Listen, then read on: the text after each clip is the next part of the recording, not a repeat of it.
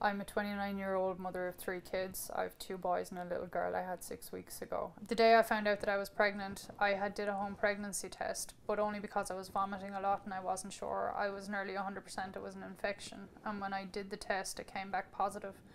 So I ended up ringing a friend of mine who was working the repeal campaign and gave me the direct information for the abortion support network. I ended up sending them an email and they ended up getting back in contact with me. And then I went to my GP for a follow-up appointment just to make sure, but I was wholly believing that I couldn't possibly be pregnant. And when he did the test there, it came back positive. I had a lot of health complications over the past few years, lung disease and heart disease. After having my right lung removed in 2014, I developed a secondary heart disease called pulmonary hypertension. And I didn't know if the pregnancy would be safe. He did the ECG and echo. His advice at the time was that he couldn't see that it was posing any immediate risk other than the existing illnesses that I had.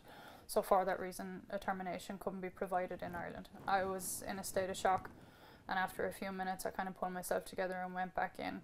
I had 1,000,001 questions that I want to ask him. After seeing the cardiologist, I went to see the obstetrician in the maternity hospital, and she had explained that she had spoken to the cardiologist and that they couldn't do anything in Ireland, but if I wanted an abortion for health reasons, that I could travel to the UK and they'd furnish me with a list of clinics, which she did do before I left the appointment that day.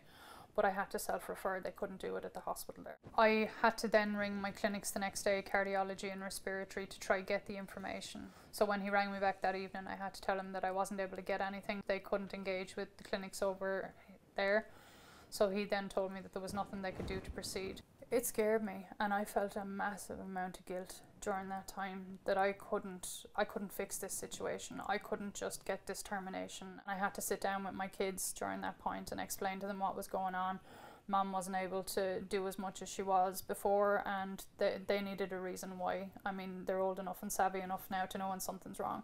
They were just an anxious mess during that time. I was an anxious mess during that time. My heart went into congestive heart failure, but I didn't realise that it was. I was just feeling extremely tired and extremely weak. Even just going into the maternity hospital and walking up those 6 steps into the entrance, it was near impossible. I'd have to walk up 2-3 steps and then hold on to the railing next to the door, gather myself and then go the rest of the way. I wasn't able to access abortion in the UK because I wasn't able to get my health files passed over for it to be a safe procedure.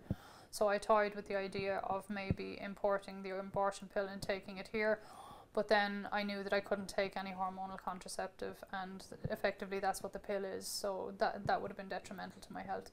So I was left having to proceed with pregnancy. Now, even though I'm happy, I'm angry, I'm scared, and I'm kind of worried for what the future holds for her and for my other 2 kids. You know, my other 2 boys are almost at adult age. They're only a few years off it, but she's very much she is newborn.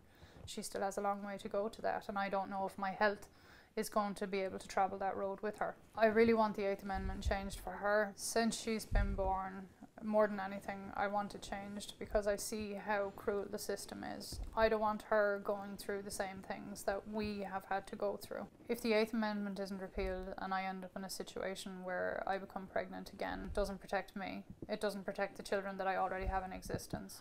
I think for people to respect women and to have compassion for women, they need to be allowing women to choose for themselves. And that choice comes down to the individual person.